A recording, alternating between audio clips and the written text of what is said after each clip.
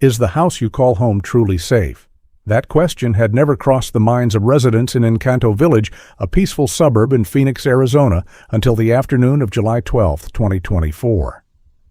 As the sun dipped below the palm trees on Thomas Road, thick black smoke billowed from the house at 3427 North 15th Avenue. Flames devoured the two-story home, accompanied by crackling sounds and the acrid smell of burning plastic. Neighbors, accustomed to the laughter of children, watched in horror, witnessing an unforgettable scene. But the most terrifying aspect wasn't the fire itself. It was the secret hidden within the walls. At 4:17 p.m., the Phoenix Fire Department received an urgent call from Carla Hernandez, a neighbor 2 houses away. "The Thompsons' house is on fire," she screamed, her voice trembling. When fire trucks arrived, the house was already engulfed, windows shattered, and black smoke filled the sky. Captain James Riley, a seasoned Caucasian firefighter, sensed something amiss. No one was calling for help. There was only a deadly silence. By the time the fire was extinguished at 5:45 p.m., firefighters made a gruesome discovery. A charred body was revealed within the living room wall, tightly wedged between the wooden frames. Further inspection uncovered 3 more bodies in the walls of the first and second floors. The scent of decaying corpses mixed with smoke made a young firefighter vomit. The Phoenix Police Department, led by Officer Daniel Whitaker, a Caucasian man, cordoned off the scene. The 4 bodies belonged to the Thompson family: Robert, 42, Lisa, 39, Ethan, 12, and Mia, 9. They died before the fire, Whitaker stated. Someone hid them, then set the house on fire. Encanto Village, with its 1970s homes and lush greenery, had never witnessed a crime of this magnitude. Neighbors whispered about the Thompson family, friendly yet private. Robert used to fix bikes for the kids, said Jim Larson, his eyes red. But a few residents mentioned a black man who frequently visited, driving a blue truck and wearing a baseball cap. A neighbor's security camera recorded the man leaving the Thompson home on the morning of July 11th, carrying a plastic can. As the sun set, police lights illuminated the ruins. Phoenix, the city of golden sunshine, was plunged into fear. The haunting question lingered: why did an ordinary house become a tomb for an entire family? The case of Outraged in Phoenix had begun, and the horrifying truth was waiting to be revealed. In the Encanto Village neighborhood of Phoenix, Arizona, the Thompson family embodied the quintessential American dream. Their house at 3427 North 15th Avenue, with its white picket fence and shady front yard, was where Robert Thompson, 42, and his wife Lisa, 39, raised their 2 children, Ethan, 12, and Mia, 9. Robert, a construction engineer, was beloved for his willingness to help neighbors with repairs. Lisa, an elementary school teacher at Encanto Elementary School, was known for her warm smile and the homemade cookies she gifted neighbors during holidays. They were the perfect family, said neighbor Carla Hernandez. Ethan loved basketball, while Mia enjoyed drawing, often sharing her artwork with friends. However, beneath this serene exterior, cracks began to appear. In the spring of 2024, Lisa became withdrawn, participating less in neighborhood gatherings. She often looked distant, Jim Larson recalled. Robert, usually cheerful, also grew quieter, frequently sitting alone in his garage. Neighbors occasionally overheard faint arguments from the backyard, but no one considered them serious.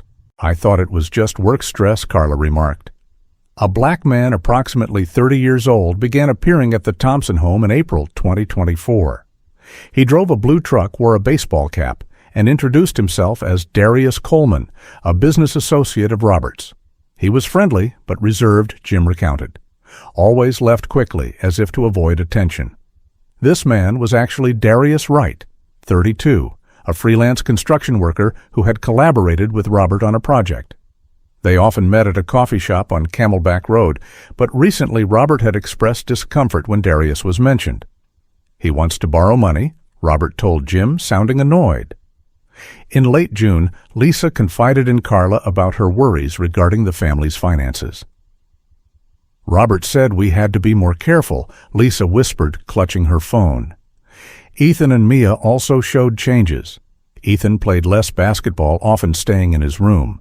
Mia's drawings became darker, a stark contrast to her previously vibrant style. On July 9th, Carla saw Darius at the Thompson house carrying a cloth bag. He left after 15 minutes, looking tense, she noted. The last message Lisa sent Carla on the evening of July 10th read, "If anything strange happens, check on Darius." Carla didn't pay it much mind, thinking it was a joke.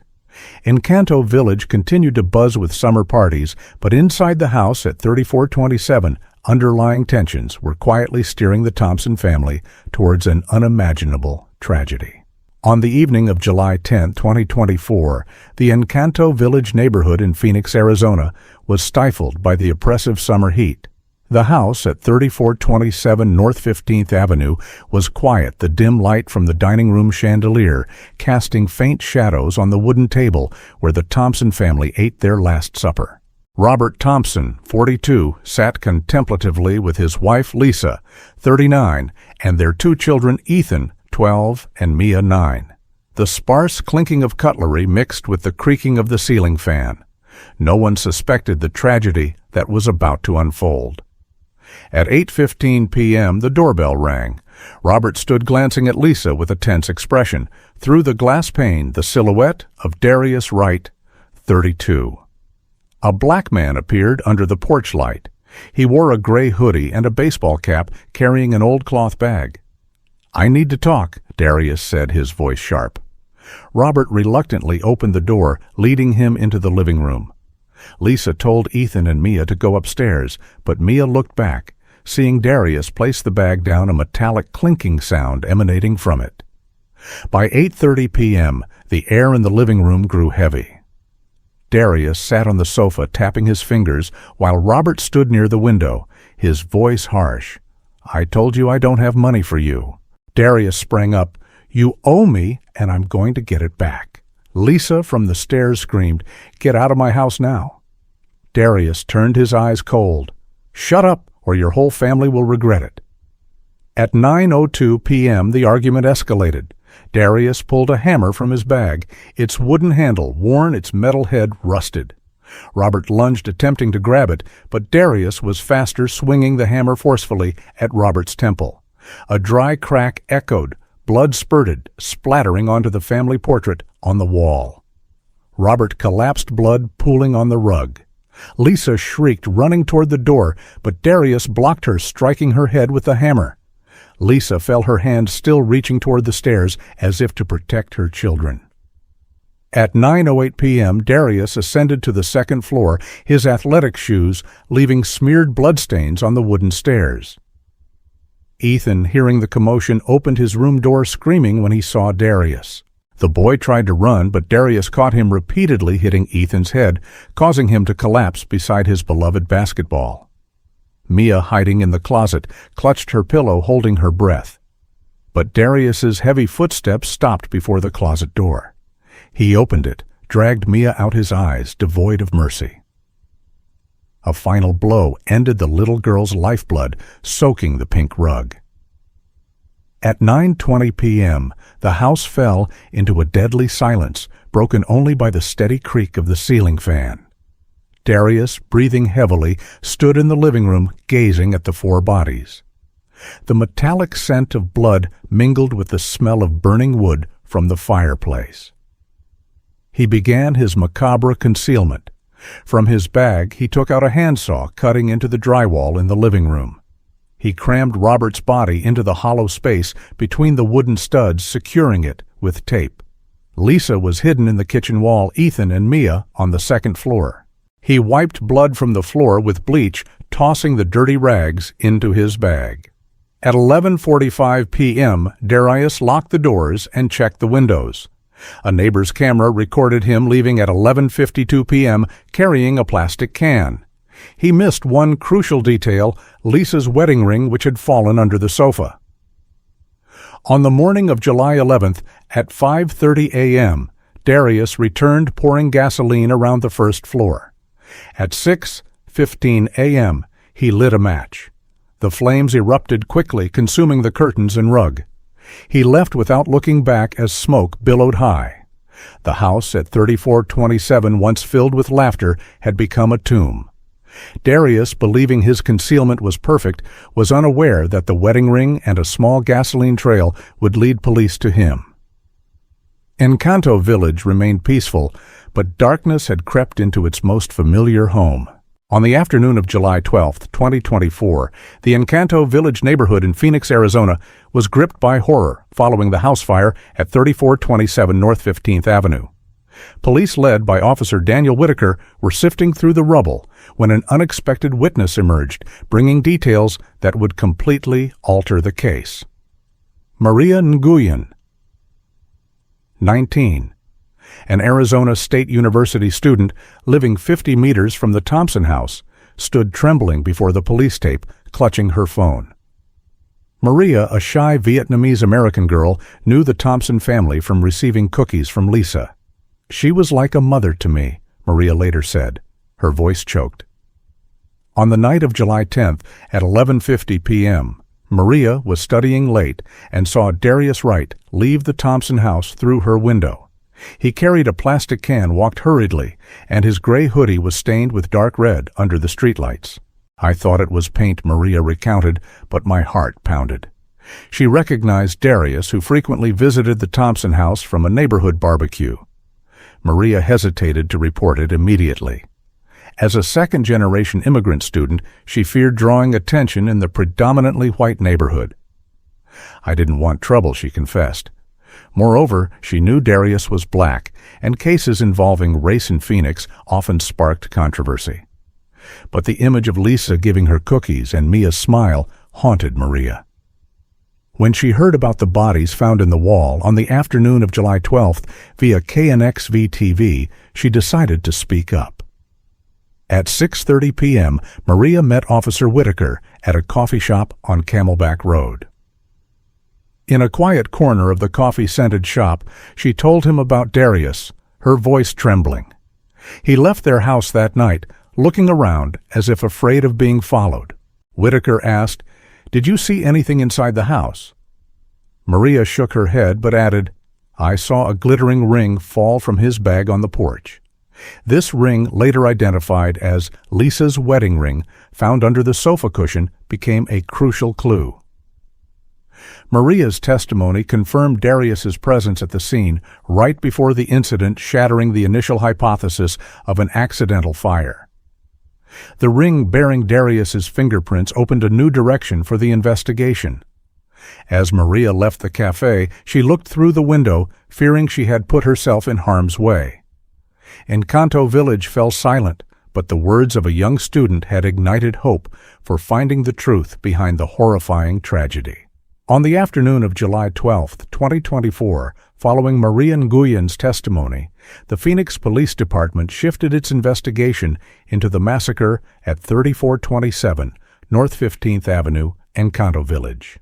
Officer Daniel Whitaker, a Caucasian man with sharp eyes, commanded the investigative team, knowing that Darius Wright, 32, was the key to unlocking the horrifying truth. With Lisa Thompson's wedding ring and images from a neighbor's camera, police began to tighten their net around the suspect. That very evening, July 12th, the forensic team led by Caucasian specialist Lisa Carter returned to the scene. In the rubble, they found Lisa's silver wedding ring under the sofa crevice, bearing Darius's clear fingerprints.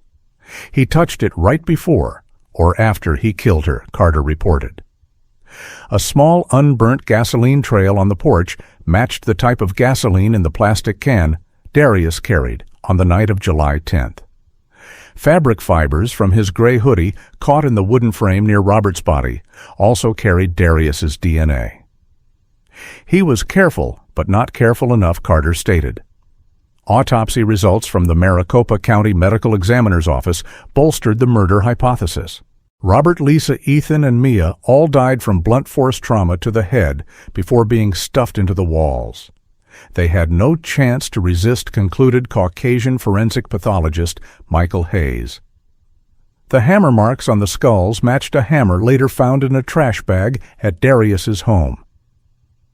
A small but important detail, a drop of Ethan's blood on Darius's athletic shoes, recovered from a trash can behind his house. Police also exploited electronic data. Lisa's phone showed a message sent to Maria on the evening of July 10th. If anything strange happens, check on Darius. A 15-second call from Darius to Robert at 8:00 p.m. that same day just before he arrived at the house was also found. Mr. Nguyen's security camera recorded Darius leaving the scene at 11:52 p.m. on July 10th, carrying a plastic can. A store on Camelback Road confirmed Darius purchased gasoline on the morning of July 11th, captured by camera at 5:15 a.m.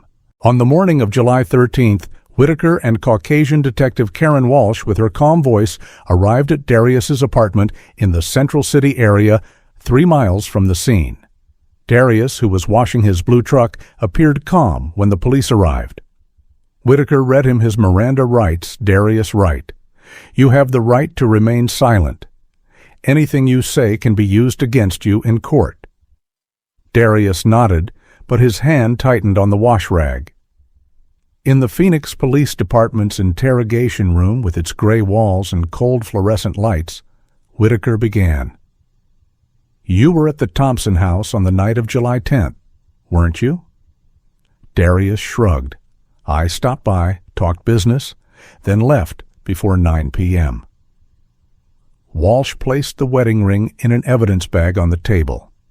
This belongs to Lisa Thompson. Your fingerprints are on it. Darius glanced at the ring, his eyes briefly wavering. I touched it when I helped her pick something up. Whitaker presented the camera photo showing him carrying a plastic can. What was this for? To burn their house. Darius scoffed. I bought gas for my car. After 20 minutes of evasion, Walsh changed tactics. She placed photos of the 4 charred bodies on the table, still in the wall. They died because of you, Darius. You stuffed them in the walls, then burned the house. Darius lowered his head, silent. Whitaker continued. Ethan's blood is on your shoes. DNA doesn't lie. Darius clenched his fists, breathing heavily. After 3 minutes of silence, he whispered, I didn't mean to kill the whole family. Robert owed me $20,000. He said he'd call the police if I pressured him. Darius confessed that on the evening of July 10th, he went to demand money from their shared construction project, but Robert refused. The argument escalated, he lost control, and used the hammer to hit Robert. Lisa witnessed it and screamed, forcing him to kill her, to silence her. Fearing discovery, he pursued Ethan and Mia. I panicked, he said, his voice trembling. I stuffed them in the walls thinking it would be safe, then burned the house to erase traces. Whitaker asked, You demanded money, but why kill children? Darius bowed his head. I don't know. Everything got out of hand. At 2:45 p.m. on July 13th, Darius was arrested on 4 counts of first-degree murder and arson. He was taken to Maricopa County Jail awaiting grand jury review. Whitaker left the interrogation room looking at the Thompson family photo on the table. We have the culprit, he told Walsh, but the price was too high. The case was transferred to the Maricopa County Attorney's Office, preparing for trial. During the investigation, the FBI assisted in analyzing electronic data, confirming Darius had searched how to hide bodies on his phone 2 days before the incident. A colleague of Darius's at the construction site revealed he often expressed anger when Robert was mentioned, calling him a swindler. The small pieces of the puzzle, the wedding ring, the gasoline trail, the drop of blood, exposed Darius, who thought he had committed the perfect crime. Encanto Village was still reeling in shock. Neighbors placed flowers in front of the Thompson house's ruins, silently asking why a money dispute had led to such a tragedy. Darius, once Robert's business associate, was now behind bars facing a possible death sentence. But the truth was clear. He not only killed a family, but also tried to erase their memory with fire. Phoenix, the city of sunshine, would forever bear the scar of the house that became a tomb, a grim warning that greed and loss of control can lead to irreversible tragedy. Shed on May 10, 2025, the courtroom at the Maricopa County Superior Court in Phoenix, Arizona, was packed. Reporters from the Arizona Republic and KNXV-TV jostled to capture the final hearing of Darius Wright, 32. A black man accused of murdering 4 members of the Thompson family and setting their house on fire. The atmosphere was heavy. No one felt victorious. Justice was about to be served, but the pain would forever remain. Darius stood before the defendant's stand, wearing a loose gray suit, his gaze cast downward. On the victim's table, photos of the Thompson family, Robert, Lisa, Ethan, Mia, were displayed prominently, their smiles serving as a reminder of the irreplaceable loss. Officer Daniel Whitaker, a Caucasian man, stood at the back of the room, his eyes somber. The evidence was irrefutable fingerprints on Lisa's wedding ring, Ethan's blood on Darius's shoes, and camera footage showing him carrying a gas can. Prosecutor Rachel Torres asserted Darius Wright coldly murdered an entire family, stuffed their bodies into the walls, then burned the house to cover his crime. Defense attorney David Kim argued it was an impulsive act due to a financial dispute, but it was unconvincing. Judge Elizabeth Carter asked Darius if he had any last words. He whispered, "I didn't mean to kill them. I'm sorry." His words offered no solace. Carter announced the verdict. Darius was convicted of 4 counts of first-degree murder and arson, receiving the death penalty. Sobbing sounds from the Thompson family's relatives echoed in the room. Darius was escorted to Maricopa County Jail awaiting execution. The case left a deep wound in Encanto Village. The house at 3427 became a pile of rubble. Neighbors placed flowers in remembrance. Maria Nguyen, the brave witness, was thanked, but also criticized by some for causing trouble. Racial tensions flared, with some suggesting Darius received a harsher sentence because he was black. However, the Thompson family, through their lawyer, stated, "We only want justice regardless of skin color." Arizona State University established a scholarship named after Lisa Thompson, supporting aspiring teachers. The city of Phoenix increased fire safety inspections. On 2020, Robert's relatives shared, "We lost everything, but this story must serve as a warning to everyone." Dr. Laura Bennett, a psychologist, analyzed, "Greed and anger can turn friends into foes." Whitaker, leaving the courtroom, looked at the Thompson family photo. "Justice has been served, but it won't bring them back," he said. The case served as a reminder that killers sometimes don't come from the shadows, but from relationships thought to be close. Phoenix, with its radiant sunshine, will forever carry the story of the house that became a tomb, a grim warning that greed and loss of control can lead to irreversible tragedy.